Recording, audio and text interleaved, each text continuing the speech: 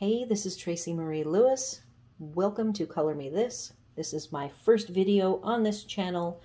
I am a YouTuber over on my own name, Tracy Marie Lewis, where I have done RV videos and paper crafting videos for many years now. And in the background, I have been working on my colored pencil skills. I'm a Copic colorist, and I use the Copics for doing handmade cards as well as coloring in coloring books. I really enjoy that. And when my husband and I in 2016 sold our home and we hit the road in the RV, I had to give up all of my messy art.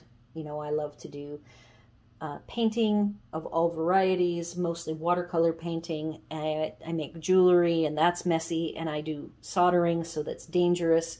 So I kind of left all that behind. It's all hidden at my mom's in storage, and I decided that to complement Copic markers, I would start learning colored pencils. The type of coloring that with colored pencils that I am most impressed with is realism, and I love nature and animals. So for the last 4 to 5 years, I have been working in my spare time, still doing the Stampin' Up, and we do the RV thing where we, for the last 6.5 years, move every 1 to 3 weeks. So our lifestyle is very minimalist, and storage is a concern, as well as being able to quickly pack up everything in its place and move every 1 to 3 weeks.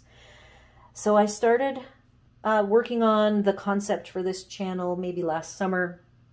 At that point, we had decided we wanted to settle down again, buy a home, and have a place that we could have on the East Coast as a home base. We are from the West Coast and have traveled all over on the West Coast and Western states, and we have not traveled much here on the East Coast, and we found a wonderful place in Florida. It is, of course, an RV resort of all things, but it's an RV resort that's large enough that they have all sizes of stick homes, all the way down to just a pad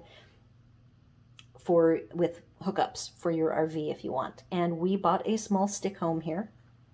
So now I can go back to being messy, and I decided in October, when we were looking at closing on this place, that I would wait until I got settled in the home and had a better vision for what this channel would be.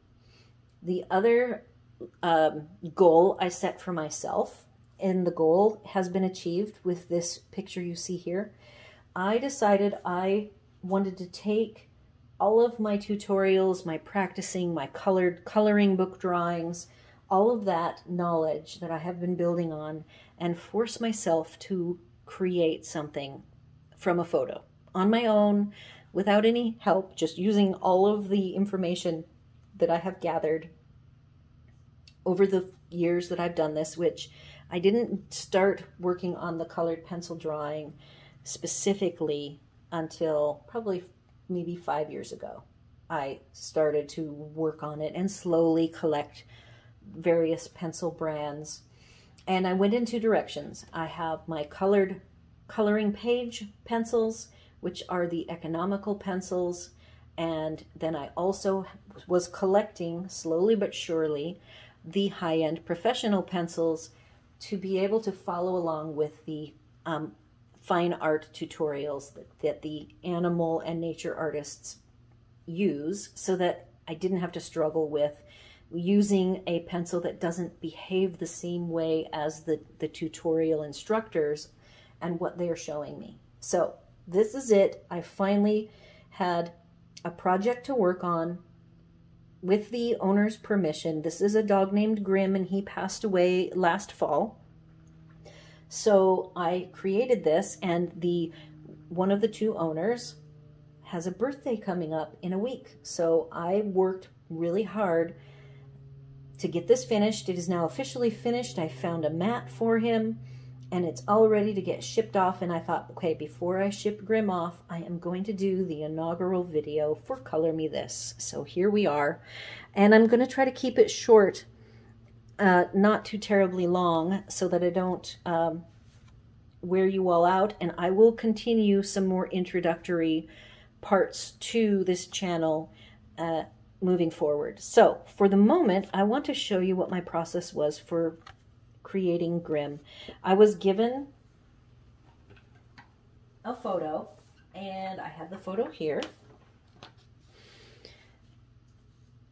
And then there was one other photo of this same scene with his head tilted a little different, and I didn't quite like the ear position as much as this particular one, and I swear it looks like he's smiling. So this was the view that I wanted.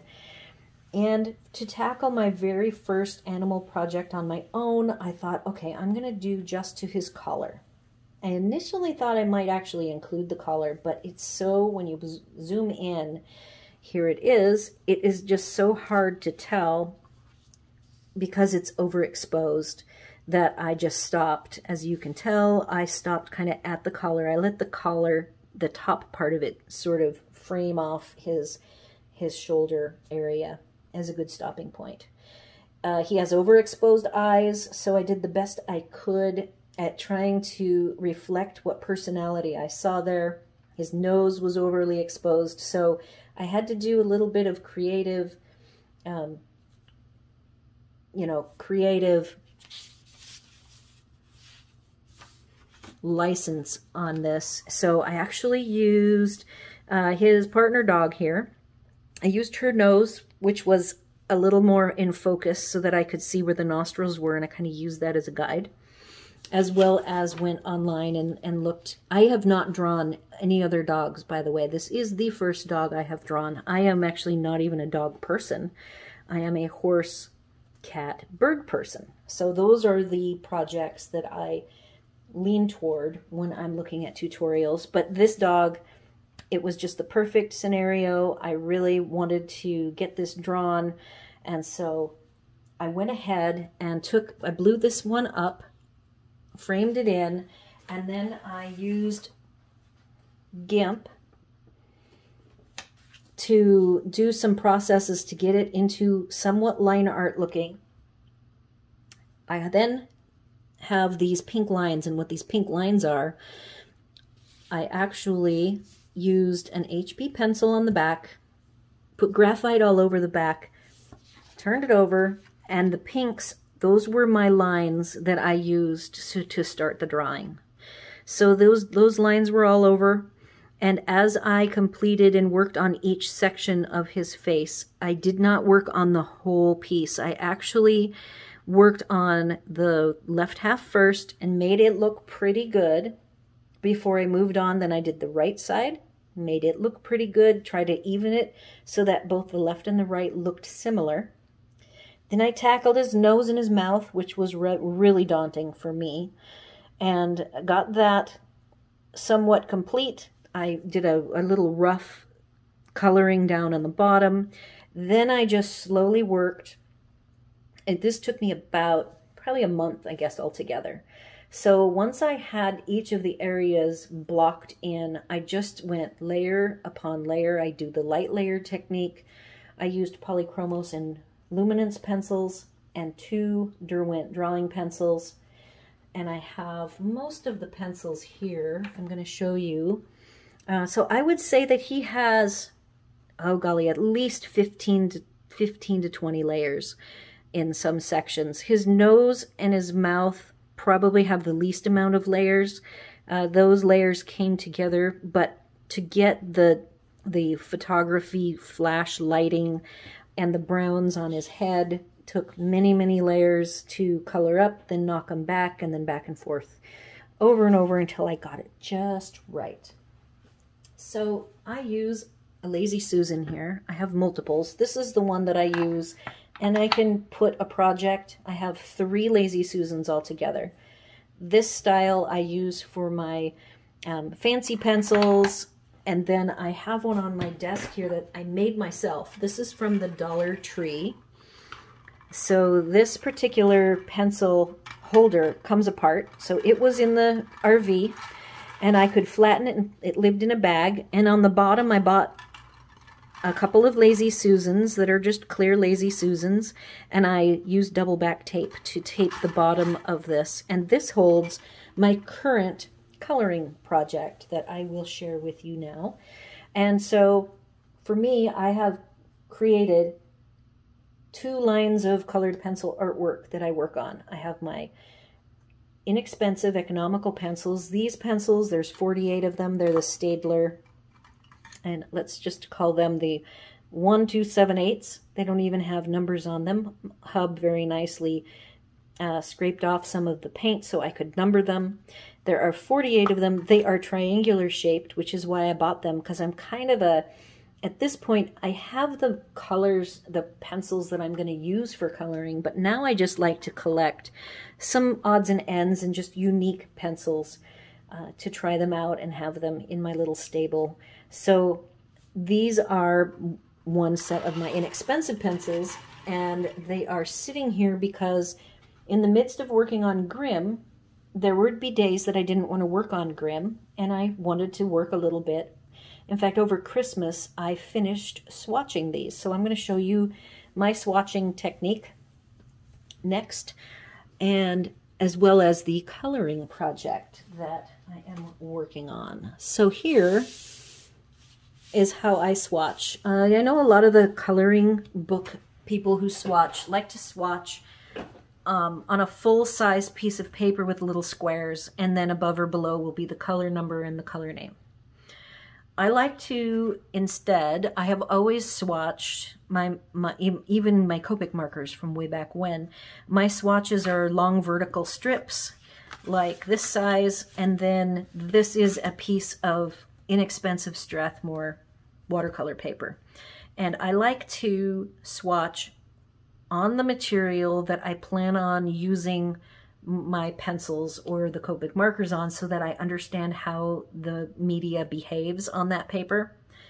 And then I also put the color on the edge, and so I always have my numbers going down the middle and my color itself on the edge, so that I can take, like, if I want to get a color that's as close to another color, I have my colors along the edge that I can use to do a careful mapping. And then later on, I'll show you another more extreme version of this that I got specifically from the Copic people who sell Copics here. They're the distributor in the US. And their particular style is actually where I got this concept from. And it just is a little bit different way, but it in effect achieves the same thing. You get to put the color right next to whatever color you're looking at matching. So that is my strategy. I have 2 swatch books that I will share with you. I'm only going to share one today, and then the bigger one I'll save for another time. So all 48 colors of my Staedler pencils on Bristol Vellum, Bristol Smooth. All 3 papers are Strathmore papers. So when I do coloring pages, I will print these coloring pages on either hammer mill paper, 80-pound, or I really like Neenah Cover Copy, super smooth. I sometimes will use, I have one here, I will use the new Stampin' Up! White, which is called Basic White, and this is actually colored with the Stampin' Up! Colored pencils that they have, which are watercolor pencils.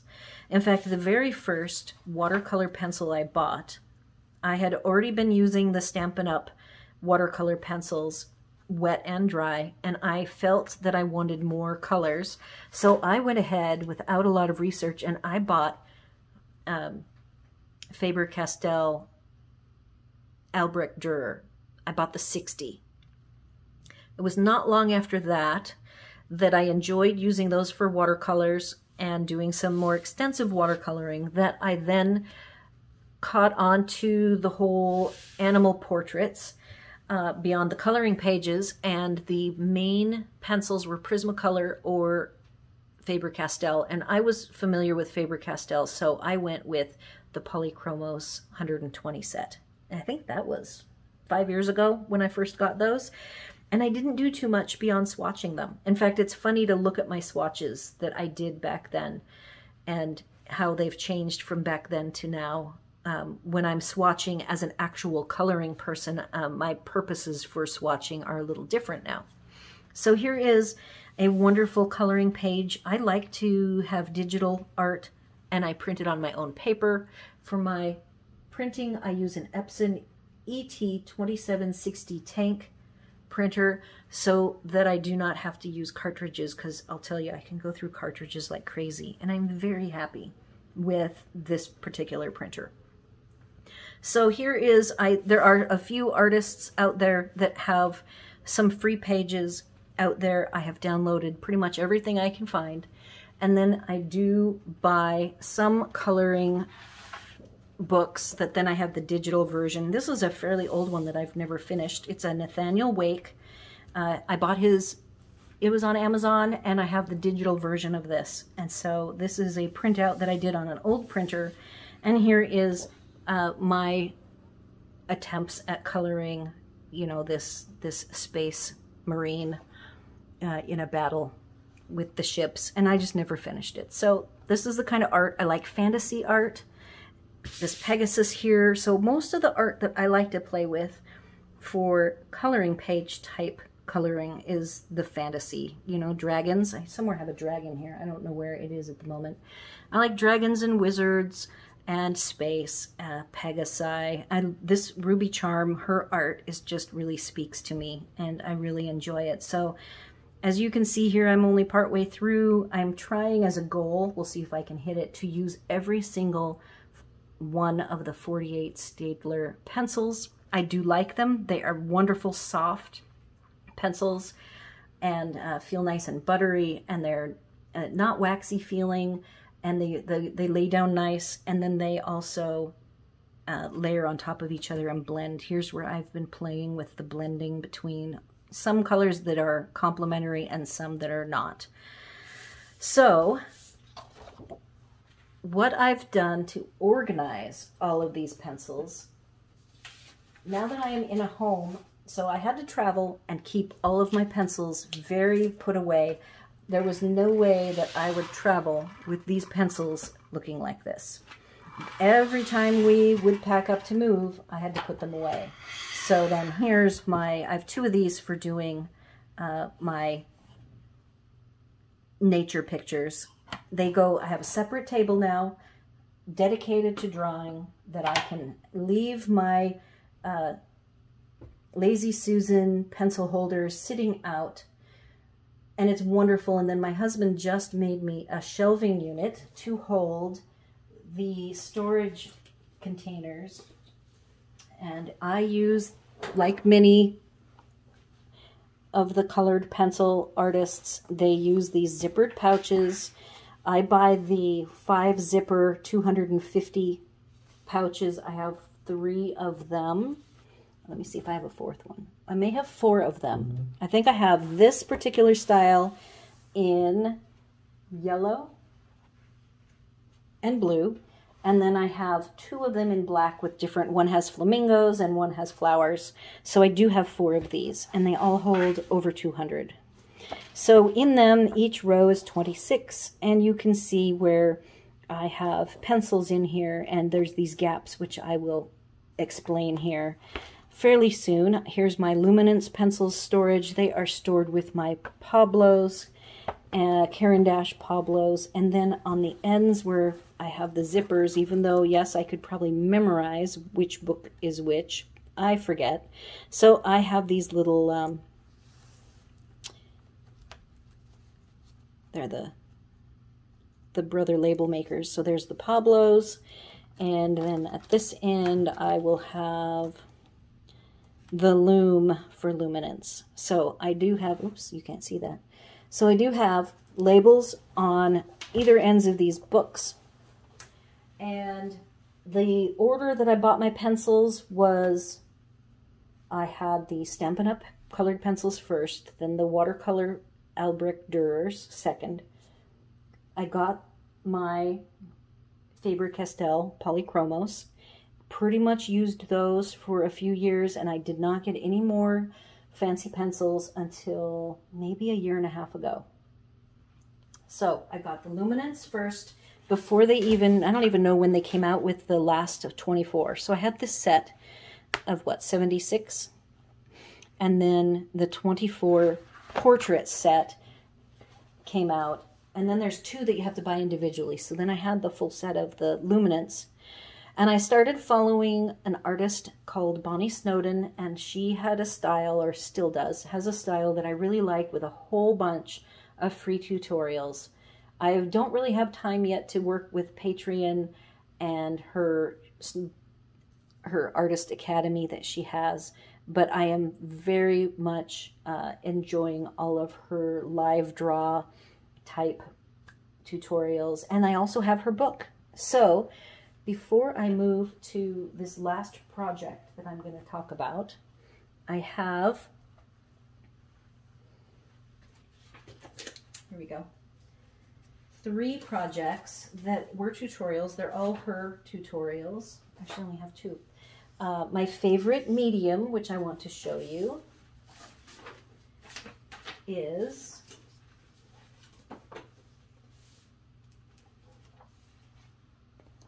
a drafting film. There's 2 kinds of film. There's Duralar, which is this level, and then I do have some actual drafting film matte finish 0.004 with the matte surface on both sides, which means you can color the front, and if you want to get more depth, you can see here where I worked on the deer's nose and maybe a little bit in the eye to actually get more detail, because the Duralar is a little bit limited, and I had some issues with the nose where I just went in with the eraser too much, and that matte finish on the Duralar is finicky, and I hear that the drafting film, you don't have that problem. So this is one of Bonnie's tutorials. And then from her book, I worked on this guy. I probably did him too small. Boy, those eyes were just so tiny.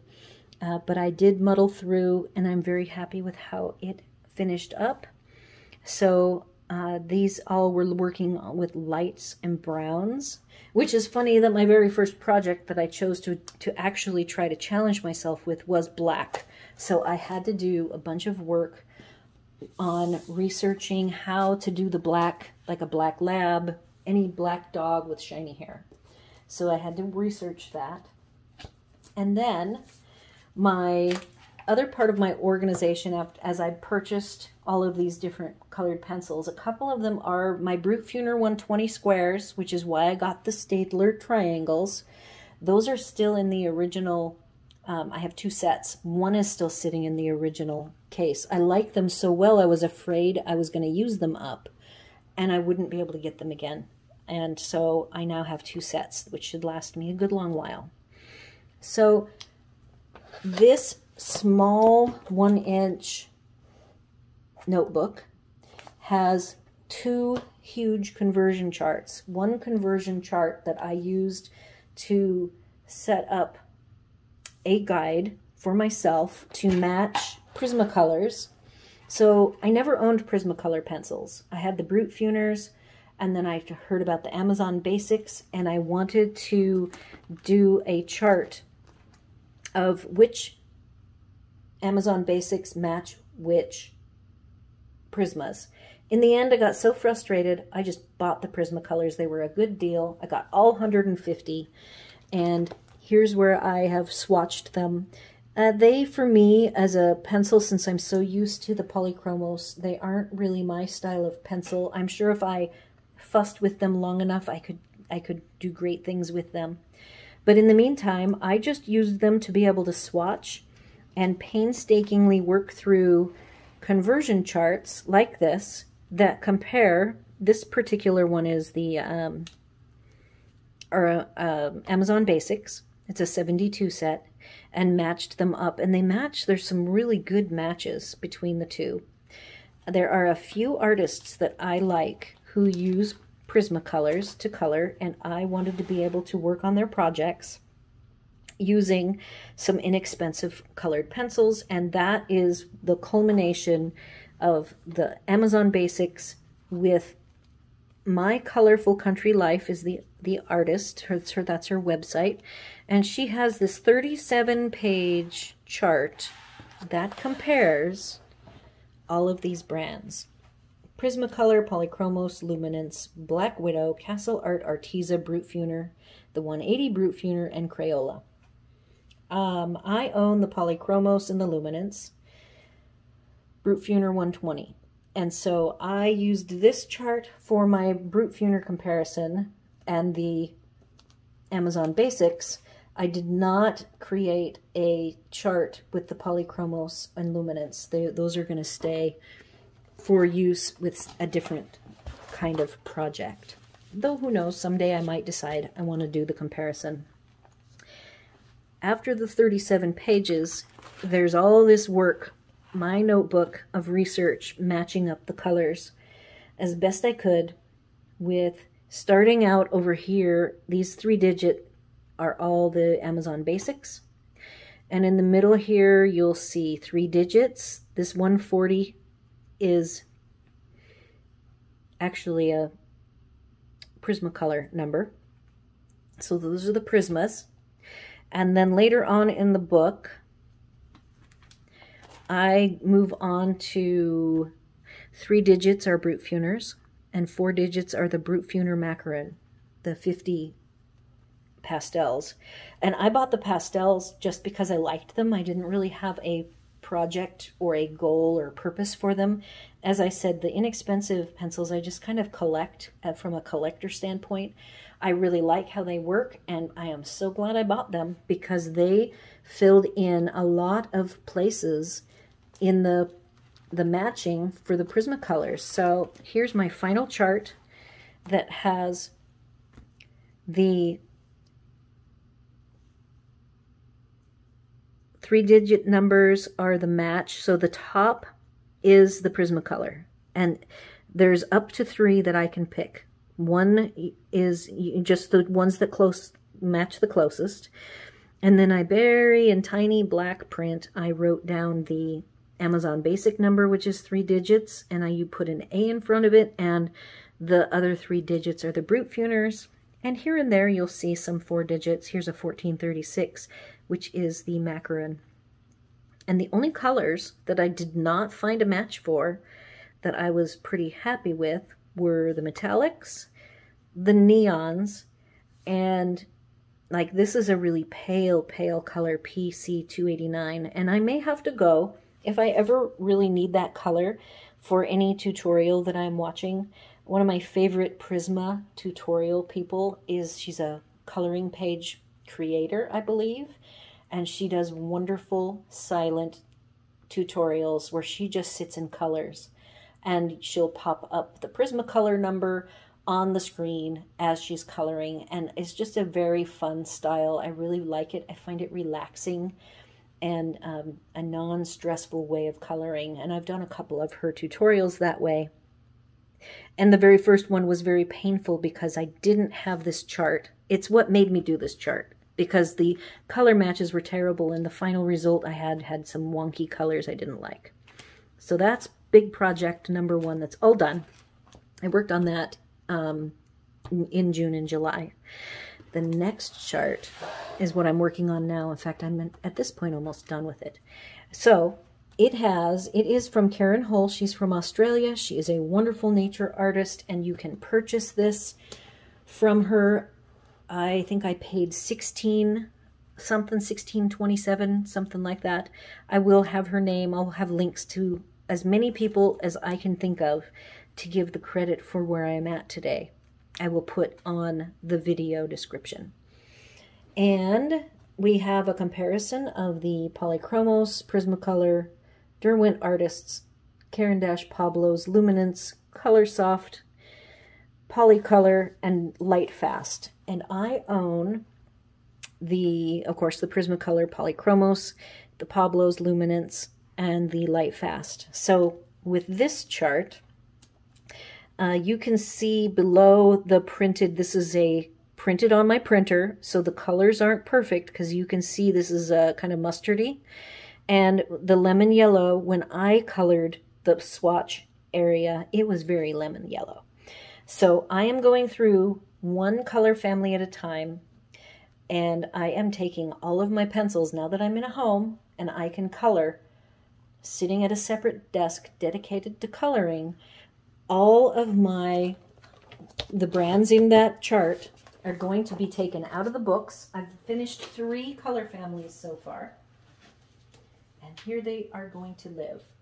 I'm going to have them in this crafting tote that is an extra crafting tote that is empty, was empty. Since we've landed, I took everything out and put everything in its place in my cabinetry that I got, which left this extra. So I have finished the reds, red and purple, white, yellow, orange, and blue, blue-green.